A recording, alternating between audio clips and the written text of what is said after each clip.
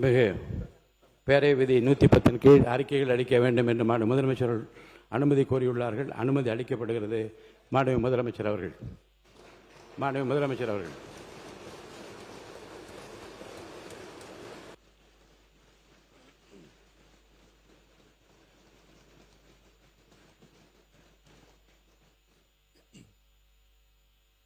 மாண்புமிகு பேரவைத் தலைவர் அவர்களே, நமது அரசால் பெண்கள் பயன்பெறும் வகையில் அவர்களின் முன்னேற்றத்திற்காகவும் பாதுகாப்பிற்காகவும் பல்வேறு திட்டங்கள் தீட்டப்பட்டு இதுவரை சிங்கப்பெண் சிறப்பு அதிரடிப்படை திட்டம், தாய்மாமன் தங்கமோதிர திட்டம், வெற்றி மகளிர் ஆடுகள் வளர்ப்பு திட்டம், அண்ணனின் சீர்திட்டம் போன்ற திட்டங்கள் அறிவிக்கப்பட்டு அதற்கான நிதி ஒதுக்கீடும் செய்யப்பட்டு நடைமுறைப்படுத்த நடவடிக்கைகள் மேற்கொள்ளப்பட்டு வருகிறது. மேலும் நமது அரசு மக்களின் வாழ்வாதார முன்னேற்றத்தினை முதன்மை நோக்கமாக கொண்டு வெற்றி தொலைநோக்கு திட்ட ஆவணத்தினை வெற்றி விஷன் டாக்குமெண்ட் வெளியிட்டுள்ளது. அந்த திட்ட ஆவணத்தின் அடிப்படையில் இலக்கு நிர்ணயம் செய்து பல்வேறு திட்டங்கள் அடுத்து வருகின்ற 1ஆம், 3ஆம் மற்றும் 5ஆம் ஆண்டிற்குள் நிறைவேற்றத்தக்க திட்டங்களாக வகைப்படுத்தப்பட்டுள்ளது. சிறப்பினமாக பெண்கள் பயன்பெறும் வகையில் பல்வேறு திட்டங்களுக்கு செயல் வடிவம் கொடுத்து இவ்வரசு நிறைவேற்றும். கடந்த 4 மாதங்களாக வளைகுடா பகுதியில் நிலவி வரும் போர் சூழல் காரணமாக எரிவாயு சிலிண்டர் கிடைப்பதில் தட்டுப்பாடு நிலவி வருகின்றது. இதனால் மாற்று எரிபொருளை பயன்படுத்தி வருவதாலும் எரிவாயு சிலிண்டர் விலை உயர்வினாலும் பொதுமக்கள் தங்களது வருவாயிலிருந்து கூடுதலான தொகையினை செலவிட்டு இன்னலுக்கு ஆளாகி வருகின்றனர். இதனை கருத்தில் கொண்டு நிதி நெருக்கடியான சூழலிலும் பொதுமக்களின் நிதி சுமையினை குறைக்கும் வகையிலும் பொதுமக்களின் நலனை பாதுகாக்கவும் மக்களுக்கு அளித்த வாக்குறுதியை நிறைவேற்றும் நோக்கிலும் எரிவாயு சிலிண்டருக்காக செலவழிக்கப்பட்டு வரும் தொகையினை அவர்களுக்கு வழங்க அரசு முடிவு செய்துள்ளது.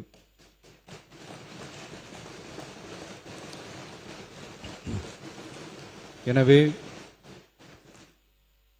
குடும்பத் தலைவிகள் பயன்பெறும் வகையில் முதல் கட்டமாக அன்னபூர்ணி சூப்பர் 6 திட்டத்தில் ஆண்டிற்கு 3 விலையில்லா எரிவாயு சிலிண்டர்கள் வழங்கப்படும்.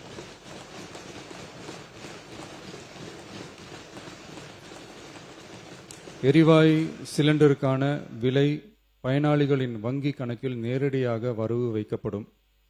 இத்திட்ட பயனாளிகள் எரிவாயு சிலிண்டர் பதிவு செய்து சிலிண்டர் பெற்றவுடன் எண்ணெய் நிறுவனங்களிடமிருந்து பட்டியல் பெற்று சிலிண்டருக்கான விலை பயனாளிகளின் வங்கி கணக்கில் வரவு வைக்கப்படும்.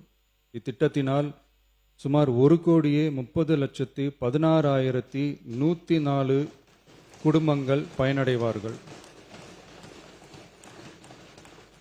அதாவது ஆண்டு வருமானம் ரூபாய் 2.5 லட்சத்திற்கு மிகாமல் உள்ள பொருளாதாரத்தில் பின்தங்கியுள்ள குடும்பத்தினர், சிறு குறு விவசாய குடும்பத்தினர், மாற்றுத்திறனாளி குடும்பத்தினர் போன்ற சமூகத்தில் உள்ள நலிந்த குடும்பத்தினர் பயனடைவார்கள். இத்திட்டத்தினை செயல்படுத்துவதற்கான ஆயத்த பணிகள் துவங்கப்பட்டுள்ளது.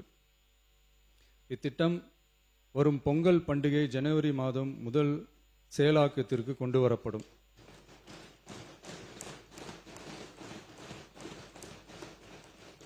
இத்திட்டத்திற்காக ஆண்டுதோறும் தோராயமாக 4000 கோடி ரூபாய் ஒதுக்கீடு செய்யப்படும் என்பதை மாண்புமிகு பேரவைத் தலைவர் வாயிலாக இந்த அவைக்கு தெரிவித்துக் கொள்ள விரும்புகிறேன்.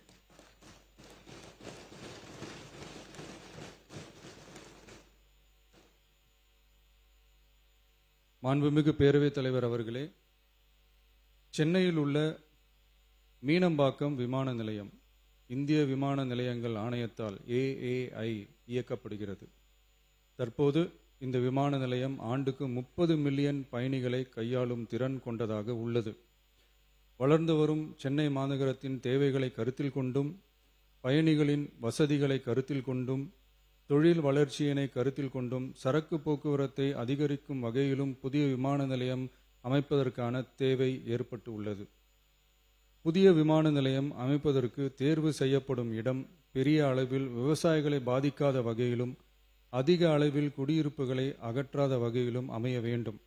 ஆனால் முந்தைய அரசு விவசாயிகளை பெரிய அளவில் பாதிக்கும் வகையிலும் குடியிருப்புகளை அதிக அளவில் அகற்றும் வகையிலும் விமான நிலையத்தை அமைப்பதற்கான முயற்சிகளை மேற்கொண்டது.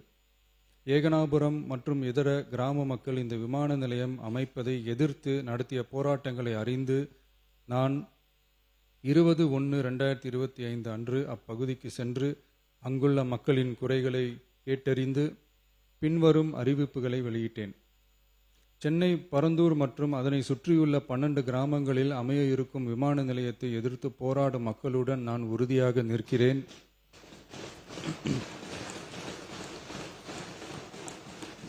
நீண்ட நாட்களுக்கு மேலாக இந்த திட்டத்திற்கு எதிராக போராடி வரும் விவசாயிகளுக்கு எனது ஆதரவை தெரிவித்துக் கொள்கிறேன். விவசாயிகளே நாட்டின் முதுகெலும்பு. இந்த விவசாய நிலங்களை பாதுகாக்க இந்த மக்கள் போராடி வருகிறார்கள். விக்கிரவாண்டியில் அக்டோபர் 2024 நடந்த பொதுக்கூட்டத்திலேயே பரந்தூரில் புதிய விமான நிலையம் அமைப்பதற்கு எதிர்ப்பு தெரிவித்திருக்கிறேன். தொழில் வளர்ச்சி மற்றும் அதற்கான விமான நிலையங்களின் பங்கு பற்றி நான் நன்கு அறிவேன்.